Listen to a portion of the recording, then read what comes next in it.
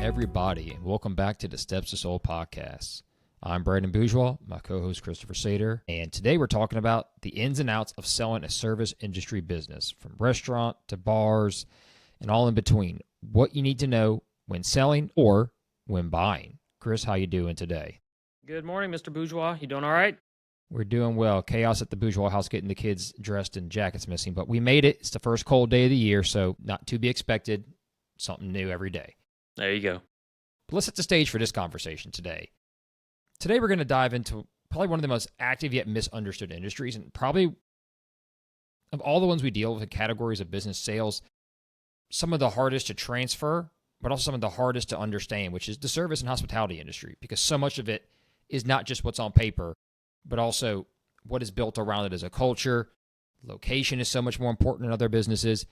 This is a very good and fun topic, and we've sold, I don't know, Chris, probably 200 plus service industry related businesses in our tenure. I mean, and I'm being, I think, on the low side. We've sold a lot. So we've got a lot of great insights for you today. We're going to talk about a lot of things, operational challenges, the valuation nuances, these complications, location, staffing, margins, you name it. And also now the evolving landscape of AI and technology into this industry, which is going to dramatically change a lot of our quick service restaurants, grab and go opportunities.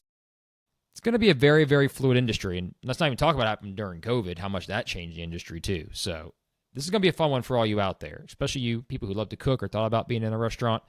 We might sway you in or out, but at least you'll know exactly what you're getting into. And as a seller, we're going to help you get some things prepared to do a better deal. Because trust me, far too often I say of all the books I deal with, service industry ones are the ones that are not kept up the best. What do you think, Chris? Yeah, absolutely. Restaurants and service businesses, they hold a special place in our economy, right? They're where community happens. They're where people gather together and kind of bring topics to discuss. But from a buyer and seller perspective, they're also a unique complexity. I think you mentioned a lot of these, but tight margins, long hours, right? And what about regulations? Those can make or break a deal. So the good news is when they're structured right, those businesses sell every day. Like you mentioned, we've sold 200 in the course of Sunbelt here in Louisiana. And our goal is to help owners prepare in a way that highlights what's great about their operation, not hide what's hard, so buyers can really see the clear opportunity that's ahead of them.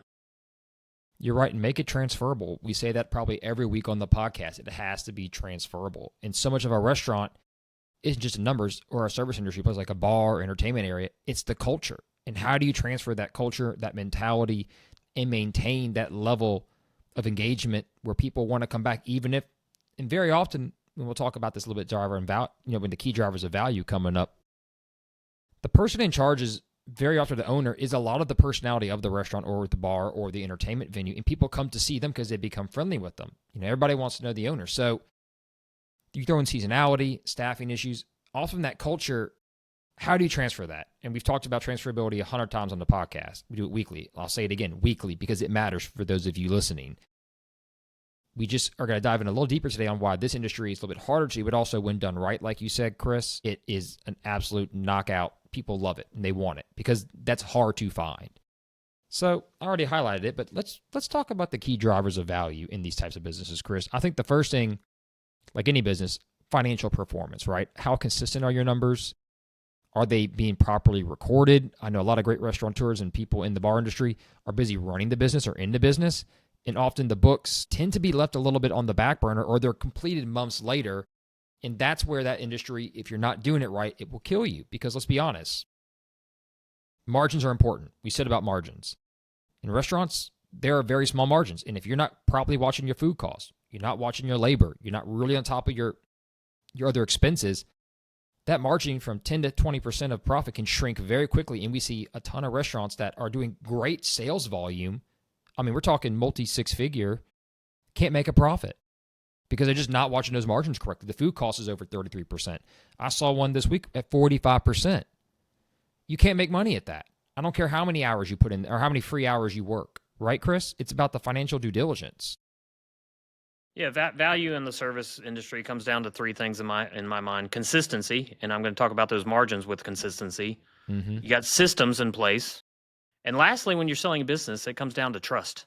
So, from the margin standpoint that you mentioned, it's got to be consistent financials they're going to prove stability, right?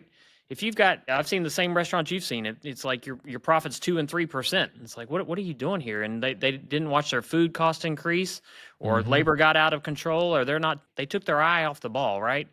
So that consistency of having that great margin, showing that, hey, this system runs with me, without me, whatever you've got set up, it has to be the same. So documented systems will show a buyer that they'll operate successfully. And lastly, the third one that I mentioned, trust. That's built through reviews, repeat customers, staff loyalty. All of that is going to give buyers confidence when they come looking at the business. They're going to see those things. First thing they do when they find out the name of your business because they signed the NDA, what do they do? Google Google reviews, it. Yelp reviews. They're going to go look at that. They're going to see what that is.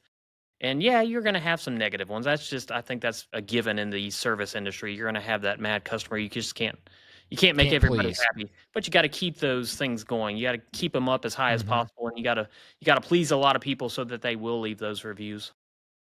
You're not wrong. And it's a low-hanging fruit for anybody looking to buy a business. What do the Google reviews say about the food, about the service, about the atmosphere, right? Or the entertainment or the venue? But also boils down to, I think you said systems, but let's not forget about the employees and the management, especially with bigger restaurants or bigger bars or bigger service-based businesses. That manager is so important. Just like we talked about with daycares a few weeks back about having that director being a key person. In the restaurant business, unless you want to be married to it and be there all nights and all hours, if you're doing, especially if you've got a busy late night restaurant or bar, club, etc., that manager is so important to making sure that, hey, the proper size drinks are being poured. Hey, we're not letting this food sit on the counter too long and go bad. Hey, if there's a problem with the customer, that manager immediately can step in and has great personal relatable skills that can maintain situations from being a 1-star review to a 5-star review, or just people not making a big deal and wanting to come back. And to add to your systems comment, let's talk to you about how many ways restaurant owners, especially in the restaurant business, can actually excel a little bit. There's systems like DoorDash, Uber, Waiter, you name it. We've all seen the commercials, how to get food brought to your door. Knowing how to integrate those correctly is just as important. Yes, you're going to lose some margin on that, but does it keep your staff and everything rolling at a proper consistency? Yeah, and those are important to have, especially a POS. God forbid you don't have a good POS system. Please, just do yourself a favor if you're listening and get that done and integrate it. If not, I don't know what to tell you. And follow your food costs, track your metrics. We're going to get more into that a little bit later. But let's get a little more heavy on bar and licenses. Restaurants and bars, excuse me. And first thing I want to talk about was licensing for them. So often, even when a business may be struggling in that industry, or maybe let's say it's not doing bad, but it's got a unique license, there is value there. We sold a bar last Friday in New Orleans. The beauty of it, it was struggling business. It had a unique concept, just wasn't doing great, Chris. However, it had a special license and grandfathered in for different types of entertainment in late night hours. Now you think, New Orleans, every bar would have that. Not necessarily, especially in more residential areas or not on Bourbon Street for all of you not sure. There are bars all across New Orleans in neighborhoods, which not the most common thing, but it had that unique license and that brought value, and that's why somebody bought it. Not because it was doing great, but because they maintained good licensure.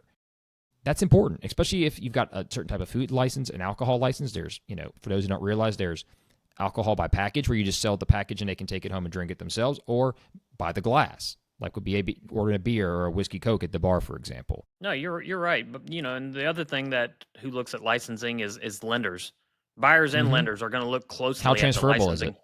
Yeah, exactly. They're going to look at licensing.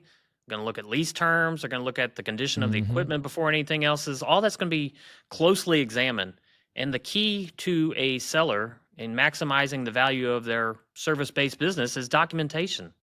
Have your health permits ready. Have your liquor licenses up to date and make sure they're available and ready and you got everything lined out. Make sure your equipment list, this is the biggest one I see when I go into a restaurant or bar, is ask for equipment list. And they'll loosely put it together, but you're losing and it's totally value. Discombobulated. Yeah, and then they, sometimes I've seen where they put the hood. The hood's coming with the building if it's built in. You're not taking that. It's attached. There's $20,000, $30,000, $100,000 hoods. I don't know, but the smoother these pieces are, and the more they're put together in preparation to sell your company, it's going to lead to faster buyer confidence in what they're looking at, and it's going to have the fewest surprises down the line when we're trying to get the deal closed. You're not wrong. So often, they say overhead should take up roughly 30% when it comes to restaurants and kind of bars like that. So you're talking, the lease, especially if it's like a triple net, insurance, utilities, all that. Having the right location is just as important. We see too many groups try and go in a space where that overhead is just too high, and you just physically cannot generate enough revenue in that spot. And I tell people when they're buying a restaurant, sometimes getting that lower lease rate is better than going to get the high traffic location, because it gives you that margin for when you have downtime, when you have slopes, especially if you're a seasonal business, and sometimes that's a big bonus. Let's talk about, for the obvious answers. Imagine having a bar or restaurant right near LSU's Tiger Stadium. Yeah, you're going to pay a premium, and during home games, you're going to flourish. You're going to look great. But you got to factor in that revenue in the downtimes when the students are gone during the summer or in the spring when you don't have the football games. And we've sold a lot of businesses around those type of areas. Same in New Orleans, around the Superdome and other parts of entertainment areas.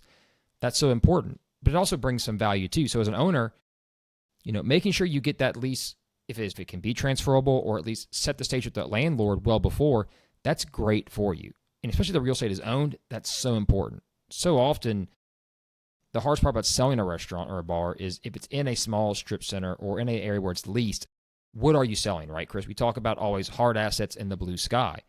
A lot of times these businesses don't have a lot of hard assets, and it's hard to get a lot more than that blue sky because they're so hard to transfer. Lenders are very specific on this. Let's talk about that for a second. I can't tell you how many times I've had somebody say, I want to buy a restaurant because I love to cook, and I'm going to get an SBA loan. You know what the SBA loan officer is going to tell them? If you don't have at least 3 to 5 years management/ownership experience, and not front of the house management, I'm talking like you're running the whole show, you're going to get turned down. They're not going to loan on you, especially a conventional lender. Don't even joke with them. They'll throw you out the door. It is, oof. So let's talk a little bit about buyers' perspective, what buyers look for. One, we've always said proven financials. That's a standard for every business, but especially if you're using a POS system. And I know a lot of businesses in the service industry deal with what special component, Chris? You gonna know what it is? No, I do not. What you got? Cash. Yeah. Please. Yeah. Record your real revenue and earnings. Do not let that slip away. I can't tell you how many times we dealt with service industry related business and, I got a whole drawer for a cash I don't report. You are killing yourself when it comes time to sell. You are killing yourself. Please, we've said it 1,000 times on the podcast, but especially for this industry, record your real numbers. Do not steal cash. Do not steal components. It makes it harder to get financing. In a business where there's already books that are never really great all the time, you're really hurting the chance to get your business valued properly and sold. Let's just be honest. Secondly, I would say too, buyers really want to see good, clean inventory and asset reports like you just talked about. Nothing's worse than saying, I got maybe $30,000 in inventory. I don't know. Well, in a business where the margin is so thin and you don't know exactly what your actual cost of goods are, and I'll even take it a step further. Buyers would love to see you, if you're a restaurant owner, know the margins you're making per meal in every item on your menu. Know your actual controlled food costs. So you know exactly when I send out a chicken parm, if I charge $20, I'm making $12.50 on it every time. That's how then buyers can also backtrack the math and make sure the POS and the sales match up correctly and how much the margin should be. That is, I can't stress that enough, Chris. Having dealt with a lot of restaurants myself, if you want to take your business to the next level and the next multiple, having that in there is the way to do it. Am I wrong? No, you're not wrong. And I don't think your sermon on cash is going to change anybody's mind. It's just too hard. But I can always say it. You can say it as much as you want, but it's not going to change. If they get that cash in their hand and they're like, do I put it in the bank and do I report it and pay tax on it? Or do I pay some bills with this? And I've seen it time and time again. And you try to convince them of the math, especially like you're about to sell in 2 years, a year. You're selling in the next 12 months. They still won't do it. They still want to hang on to it. Won't put it in the bank account, report it. But here's the math of that. Just a quick little math lesson. If you had $100,000 of cash, yeah, your tax bill on that might be, let's just go with a ballpark 30%. So you pay $30,000, right? That's what you're trying to avoid by keeping your cash. But if you put that $100,000 towards the bottom line, now it's $100,000 more in profit, and you're selling at a 3x. That's $300,000. That's a $270,000 difference between what you saved and what you're going to sell for, or what the bank is going to see. Yeah, and I just don't think that enough business owners and sellers really believe that. They're like, oh, well, we'll get what we get. No, this is debt service. This is bank financing. And so when the first thing when I talk to buyers about a restaurant, a bar, and ask, what do they want to see first? It's not the menu. That they know what the menu is. They know what food is, but it's that P&L, right? They're looking for verifiable, consistent numbers, clean operations, clean opportunity for growth, right? They're wanting to say, hey, what can I grow on? What's your revenue for the past 3 years? Has it grown? If it hasn't, that's fine. But they're looking for how can I scale this? Because they got to not only make profit, now they got to pay debt service. You may not have debt service. Everything may be paid off that you own. You own this restaurant for 20, 25 years. You're looking to sell it. That bottom line is not going to be their bottom line. They're going to go get a loan. So they're not expecting perfection, but they are looking for predictability. And having that cash in the bank is going to help give that. It's going to give them that true, clear picture of what this business really does. You're right, and you say growth potential. Let's talk about that. And the service industry is often limited in that capacity more so than other businesses. And similar to daycares, it's the size of your facility. If you can only seat 100 people in your restaurant, you're limited to turning all those tables. Or in a bar, you can only have, let's say, 400 people in the bar, or 100 even, just because of fire code. You're limited to how many drinks you can rotate and keep that crowd going. So knowing how much you need to turn those tables, rotate those drinks, to find that balance to make good money, keep your staff at the right level, that's important. And that's where buyers also pay for potential. If you've got a restaurant with 50 seats in a small space and you're rolling, that's probably as good as you can do except for raising the prices. But how much can you raise prices really, Chris, right away to hit the bottom line directly? That's hard to do. Now, in some cases, maybe someone can open up for different hours, add lunch if they're only doing dinner. We can go down that road, that rabbit hole, but what you're physically locked into is so important. And I had a great restaurant this year. Deal didn't work out, but for other reasons. But the reason it was so attractive was that the restaurant was able to do catering outside of the place, do a lot of catering, do all the prep work there with the same staff, keep that cost down, right, Chris? Any leftover food or products they were able to put into a to-go section and sell that so they had less food waste. And that's maximizing your return. And that's why it was getting premium offers. The deal structure just didn't quite work out with the SBA standard SOP change in June that kind of sabotaged it. But that's why that restaurant got the attention and could command the price and the multiple that it wanted. And other restaurateurs saw it and said, I want that because that makes sense. The negative, it had a lot of blue sky. It didn't have a lot of assets and it was on a leased space. So, and that was kind of hard for a lot of people to swallow as a pill because, man, something goes wrong, I got nothing to fall back on. We talk about that time and time again. But they had good managers, good systems. The books were spectacular. And that left, when it was time for the buyer to come in and look at some of the options, like, man, this is really clean. I got a couple small questions on these itemized items, but the P&L is beautiful. And I'll tell you what, that's what matters. And having that attention to detail matters. It really does. So we've talked about what buyers are looking for. We've kind of given some oversight. Chris, let's talk a little bit about common deal challenges and how we navigate them. I think the first one that's often obvious, and we've said it for the third time starting every talking point, but overstated cash flow and cash off the books that can't be verified. I'm going to state this too. As an owner, if you take the cash out, but let's say you're showing the sales but not recording everything, it makes your margins look worse. And it's hard to price how much your cost of goods really affect this business. And as an owner, if you're taking cash out and I know I made X amount of cash I didn't record. Don't bank on counting that and getting it back. You can't get it twice. You can't steal it twice, right, Chris? I don't want to harp that on, but I want to relate this to this topic specifically because it applies so much. Right? No, you're not wrong. Every service industry deal has its hurdles, right? But I would say none are insurmountable. The key for us as brokers is addressing them early. I think another big one besides the cash component is deferred maintenance. Of seeing what needs to be replaced and hasn't been replaced in 20 years. And you're selling this multiple of cash flow, but hey, if all the kitchen equipment is pretty outdated and needs to be, that's we kind of got to factor that into our valuation. The other one is, landlord delays are common. Those are basically deal challenges. I've dealt with that a time or two. But I think with any preparation, each of those can be managed. My advice to sellers is don't wait for buyers to point them out. Document your improvements, show pride in your operations, update things as they needed to be updated. We've used this word week after week, but proactive transparency, that builds credibility. And credibility is what closes deals. when the buyer trusts everything that they're Mm-hmm. looking at, you're being fully transparent with them, even on your challenges, your red flags, your roadblocks. I've got a deal right now. It's not service based, but the sellers are being so transparent. They're talking to the buyers, and they're just an open book. Listen, this is what we're dealing with. We're going past every roadblock one by one. It's not even a roadblock anymore. And that's what happens. I think as humans we want to hide our mistakes. We want to not show our vulnerability of what we can't do right or Mm-hmm. what we've messed up on. But if you just open the book and say, "Hey, this is where we are. This is what it is. Take it or leave it." I think it kind of buyers appreciate that, and I wish it would happen more often.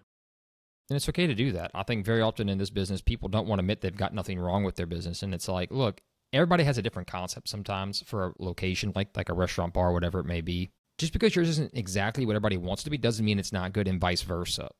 And understanding that and knowing that someone may buy a restaurant, they may want to make changes, they may not. Sometimes zero changes ever made. Sometimes they got to come in and revamp the concept. It's not personal. It's just for what that space can produce and can do is important. Let's talk about seasonality too, is a common issue. I talked a little bit earlier about having a bar or restaurant maybe near like Tiger Stadium or the Superdome or somewhere like that. If you've got a business that relies on seasonality heavily, you need to, and maybe it brings in more staff or brings in more help for a hot period versus a cold period. I would stress to you that the minute you get done with the busy season, you get everything lined up, you call us and say, hey, I want to sell. You're not going to be able to sell it very easily during the downtime because the cash flow will be less. If it's a seasonal business. You want to get it prepped and ready before the next big season hits so we can get it to market and find somebody, because they're going to want to buy it before the busy season to get, one, established, but two, capture that income. And too often owners, oh no, it's my busy time. I don't want to sell during my busy time. I want to keep all that cash. I want to drag it in, right, Chris? I want all that income. But that's what that new owner is going to need to survive. And if it's seasonal, underwriters are going to hit that and be scared about that, because that's going to give them fear that a new owner may not be able to survive the dead period, or are they going to need more working capital, etc. And that's something you have to factor in as an owner, especially with seasonality in locations that matter in that respect. So we've kind of talked about common issues, but let's talk about not the biggest issue, but how a deal is going to get done. Is it going to be what, Chris? An asset sale or a stock sale? For restaurants, 99% of the time, we deal in asset sales. Do you want to guess, Chris, the one reason when we don't use asset sales? I haven't run into that one so I'm not even sure on that one.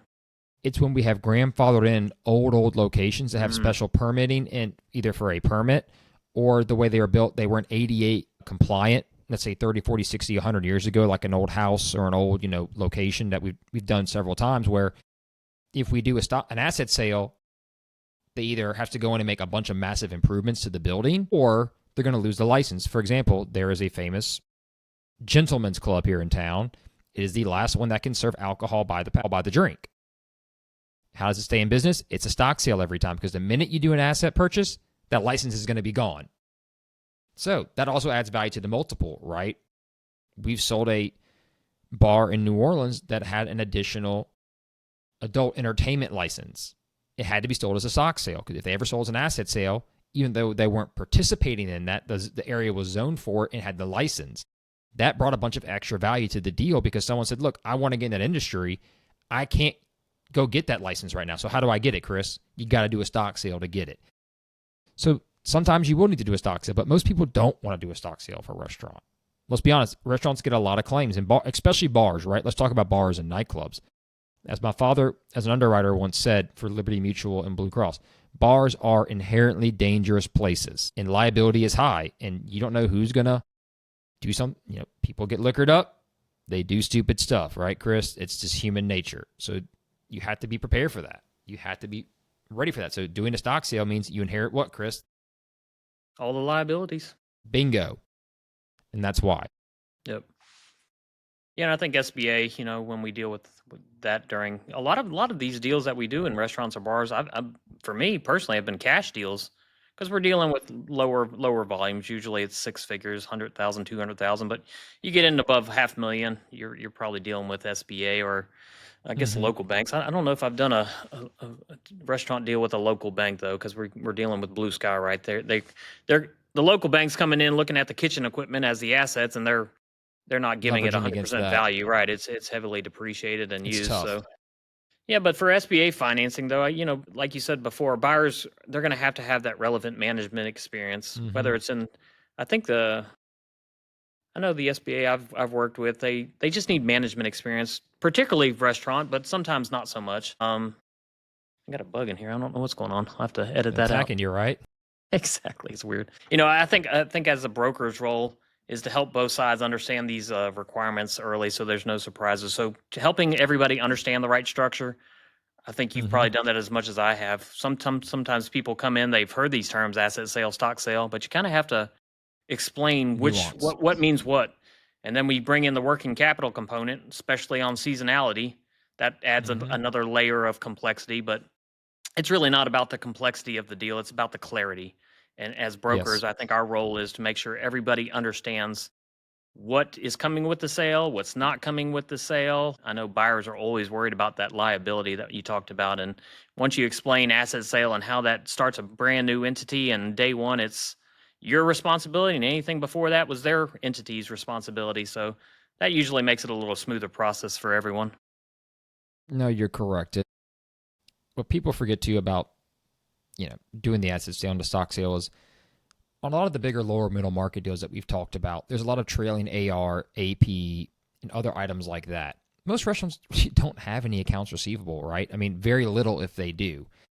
And if they do have any, often it's just maybe like a couple catering gigs or something where you're going to get paid, either at the gig or right after. Maybe if you have a contract to be a food supplier to somebody for like a special event or venue, maybe then. But in reality, you don't have that. So you don't need to do a stock sale to maintain those contracts or those types of revenue streams. If a restaurant's got a lot of AR, something's wrong. Someone's not collecting when they should be. You got Norm sitting in Cheers running up the bar tab, and somebody's... Absolutely. Time to crack down on the bar tab. Absolutely. Got to close that before the deal happens. No. Exactly correct. Or it's not transferable. Right. But and let's be wrong. Maybe there is a time when a stock sale occurs where you've got a couple partners, you want to buy a partner out. Sure, I'm not trying to sway anybody one way or the other. Just being realistic how that's set up. But that leads to the next issue. It's training and transition. In the restaurant business, in service business, I would think this is absolutely the hardest industry to agree on training transition. It's also one of the hardest to transfer that mental knowledge, especially if you're not the chef or running a restaurant. Because let's be honest, if you don't have a lot of industry experience and you got to go run a restaurant, that's gonna be tough. Let's be honest. That is a very strict margin business, as we have said. It's not that easy. I've seen everything from 2 weeks to 3 months, especially based on the size, the scale, and the complexity of the business. Very often when we get larger bars, restaurants, or nightclubs, we recommend the owner stay on for a much longer period of time to train and really transition that new owner appropriately. Now, granted, that's also scaled to how qualified and experienced the buyer is, Chris. As we all know, that can vary based on their preference. But if you've got a large operation with a lot of different places and a lot of different moving parts, say you're doing $1 million in catering and $3 million in a restaurant, and maybe another outgoing deal, package deals. Based on seasonality, the owner might need to be there for especially if you do wedding season as a caterer. Let's talk about that. Kind of outside the norm people think about. Wedding season is huge. That's all weekends, different hours, knowing how to set those prices, how to set and run the crews, especially if you're doing it off-site, not like an on-site catering gig. That's a lot of work. And knowing how to sell that bride on, Daddy, let her spend $10,000 more on this cake because it's going to be phenomenal. How about $20,000 more on the drinks and on the food, right? That's where that margin can be made on those gigs too, and how to price them. And that's a unique skill set, and it's also an art to doing it as well. Yeah, the intricacies of what's involved in the business, that really matters and tells the timeline of how long that training and transition need to last, right? And so introducing the new owner to the staff, to the vendors, loyal customers, all that's going to create stability. So you're going to set that new owner up for success rather than watching him flounder and fail the first year. So I always tell sellers this, the short time of involvement, it's going to protect your legacy of what you've built. And it's going to give the buyer confidence to succeed. Everybody wins when the handoff is seamless, it's flawless, and it's got a good runway to get done. And I don't think I've worked with a seller who was in a hurry to get out, the next day or even 30 days. If they needed to stick around for a few months or at least be available for phone calls and do that, that's usually how we set up deals for success. You're right, and especially with like bars and restaurants. I know we say that a lot, but for a lot of service industries, especially where there's like an alcohol or liquor permit, often you can't get that permit right away. You have to own and be in the space. So the old owner's license typically has to hold on and be used in that transition period till the new owner gets that license and approval, especially for a certain location in some jurisdictions. So as an owner, I would tell you, get ready to be around because you don't want your license being used inappropriately. You want to make sure you train this new person in charge to make sure you don't have any issues with your license or could blow back on you. Unfortunately, that's just part of the nature of the business here sometimes. You sell the bar, say you sell a restaurant, it's got a liquor license.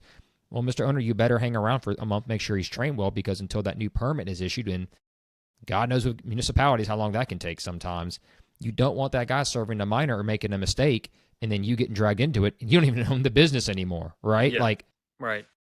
It matters. And that's not to scare anybody. That's a very common issue that we deal with, and I think I've ever heard of an issue with that happening before. However, these are part of the expectations you need to be aware of and ready to help facilitate. And I know sometimes owners, like you said, rarely do restaurant owners want to run away, but let's be honest. When you've done 20, 30 years working those light shifts, sometimes that light at the end of the tunnel looks very, very enticing. I wouldn't blame them for wanting to be home and get some sleep. And that's often why so many come to us to sell bars and restaurants or other entertainment and service businesses. They're like, I got kids growing up. I'm tired, or I've been doing this so long that I'm tired of living on a separate time schedule and missing events, working weekends, working those night shifts. So if you're looking at getting into this business and you don't want to do that, save yourself the hassle right now and don't do it. Just don't, because you will be doing that. So we'll kind of highlight some takeaways from what we've kind of mentioned already in the podcast for everybody listening. And granted, there are more nuances we can go into on different specific fields. And if you've got questions for us, you are more than welcome to send them to us. I would say, unlike a lot of other businesses, the service industry, system documentation and clean financials are almost more important than others, because a restaurant is a very fluid place relying on multiple different segments to function in coordination. Same with a bar or a good nightclub. If you don't really have that, it's going to be very hard to sell. Lenders are already scared of your industry, of that industry specifically, because of the risk of transferability. So the more you do to prepare that, the better chance you will get your business sold, especially for a better price. And as a buyer, you want that. You should be happy to pay for it, because I can tell you how many times I've seen bad restaurant financials, both either franchises, non-franchise entities. It is extremely important to understand that. And if you are going to buy into a franchise, for example, like a franchise restaurant or service industry type related business, understand what those royalties and marketing are going to do to your bottom line and how much you need to make to offset that. Too often people think, oh, I'm just going to buy a Subway, a quick service franchise, or I'm going to go buy, I don't know, a Quiznos or whatever it may be. Understand that now you've got to make another 8 to 10% on top of that to make the same money an independent would have made because of the fees, both royalties, marketing. Chris, you and I know that all too well looking at different fee structures from different FDDs we've seen. It's hard to make money. Is it nice having the concept? Yes, but you got to buy from their distributors. So make sure if that's in the clause, do you want to get into that business or not? If you can't go source your own products cheaper, that could be a hindrance to making profit. We've talked to franchisees in different concepts doing $700,000 a year in revenue, working in the business, not taking the salary as the owner, and they're not even breaking even. But it's those fees. Yep. So just because you see them out there doesn't mean they're all making money. And that's not a swipe at Subway or other franchises. It's just there are different models and different levels for every person. So look for systems, understand the margins of that business very, very well. And then lastly, management. Do you have a good front of the house, back of the house, key manager behind the bar, somebody that can also do inventory and buy product? Because if it all falls on you and you're out for a few days, that place will start to crumble very quickly. Let's be honest, because deliveries come, 2 to 3 times a week for restaurants and bars. And if you're not there and you're not on top of it and making sure they drop off 20 cases of beer and not 19, or 10 bottles of Jack Daniels and not 9, it tends to trickle pretty quick. And once you lose it, if you paid for it and you don't serve it, you're not making anything, and you got a bigger loss. Yep. Yeah. Yeah, I think if you're interested in selling your restaurant, your bar, my advice would be to start the process early. Start organizing your records. We talk about that week after week. Mm-hmm. And make sure you partner with a broker, whether it's Brandon, myself, or anybody in Sunbelt or even outside. Make sure you partner with a broker who understands how to tell your story in a way that's going to attract serious buyers. That's a key in this It's not just about throwing P&Ls at buyers and seeing what they come back with. It's telling that story. Where has the business been? How did it grow? Where is it now? Where can the growth happen? All that is so important for marketing and getting the best price for your business. I would say this too. The market right now for a well-run service business, it's incredibly strong. It With the is. right preparation, you're not just selling a business, you're passing on your legacy, what you've built. And that's going to serve your community for years to come. So it's important to document, prepare, work with a good broker, and we're going to hit it one more time. Report that cash flow at least in the Please. year or two before you want to sell. Please. It's so important to maximize the value of your company, maximize your revenue, make sure you don't have expenses that don't have income going along with it, because now you're almost double hurting yourself. You've got the expense side, you lost the income because you went and did whatever you did with it. So that's my advice for today. You're not wrong. And I want to share one anecdotal story before we finish, because I think it's so important that someone hears this. We've got guys who've owned restaurants in our group who help sell restaurants. We got a call from a very good restaurant in New Orleans, family owned, been around, good reputation, doing about $2 million in sales, Chris, not making any money. I mean, their labor cost was almost 55%. Talking, This is a place that's selling $40, $50, $70 entrees and not making a profit. And you know why? Because after COVID, like a lot of restaurants, the influx of PPP money and other issues, they restructured, they're paying their people. There are waiters making almost 70, 80 grand a year at this restaurant, if not more. And the base pay is like $15 an hour. I joked with my colleague, I'll run down there and work tables for $15 an hour 4 nights a week and make that kind of money. Like, what? So, for perspective, margins do matter. You can have a great restaurant with a great name that a lot of people know. You're making good revenue. You're maximizing the space you've got and really turning tables. But just because someone stood with you as an employee and you overpaid them during COVID, you've got to get that under control in that margin, because now the business almost isn't even sellable. And this is a restaurant, Ed, you polled 9 out of 10 people in New Orleans. They just said, oh, I love that place. That place is always making money. There's no way. That's how sad that was to have that conversation. Yeah. Like, you need a year or two to get, we told them, cut some staff. You need to, or you need to reduce the pay, but because you're grossly overpaying market rate. You might lose a couple, but get ready for that. But you need to if you ever want to sell this thing. You've got 3 or 4 family members involved. They're getting paid. Like, the restaurant can't literally feed your family if you're going to bankrupt it in the process. No pun intended.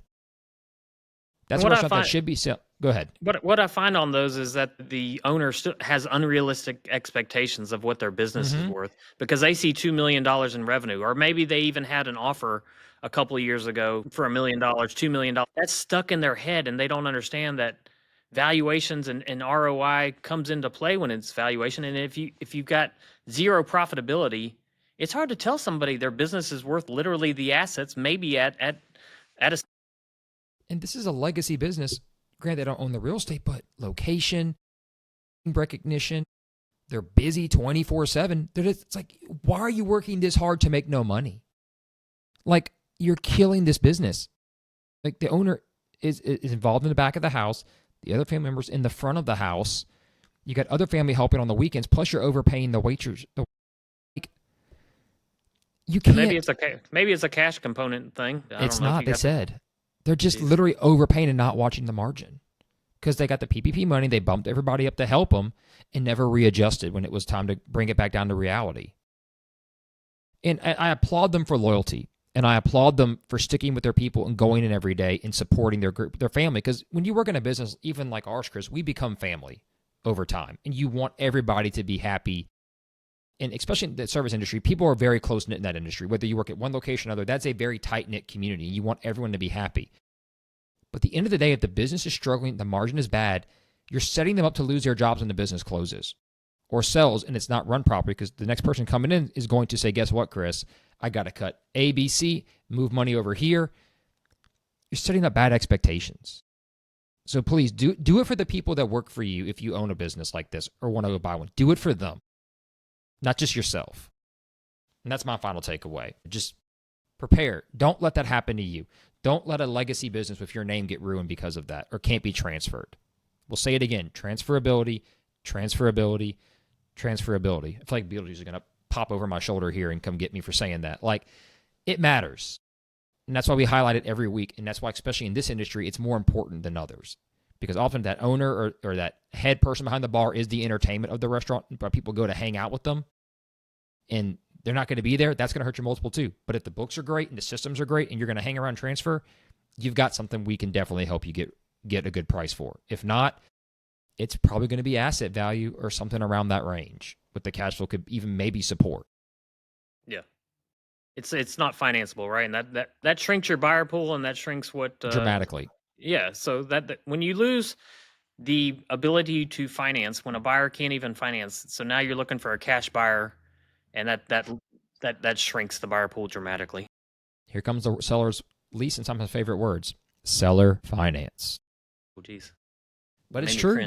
And there's a lot of great seller financing deals out there. But sometimes in this industry, it's one of the scariest ones because it's a hard standard to maintain post-sale in some cases. But not to scare you out there, we just wanted to give you, as always, the real facts, unfiltered, and ad-free. As one great listener told me, I love that you don't have ads and you don't crazily self-promote and do crazy stuff. For those out there who gave us those tips, thank you for listening and thank you for sharing. We always appreciate any feedback we get from any of you out there. As always, if you've got questions, comments, topics you want us to touch on, we've sold 850 businesses. We've seen just about all of it, and we'd love to share any concerns or even have a mini episode if y'all want. We're happy to have little quick dive-ins and give you more insights on specific topics, even on previous podcast episodes.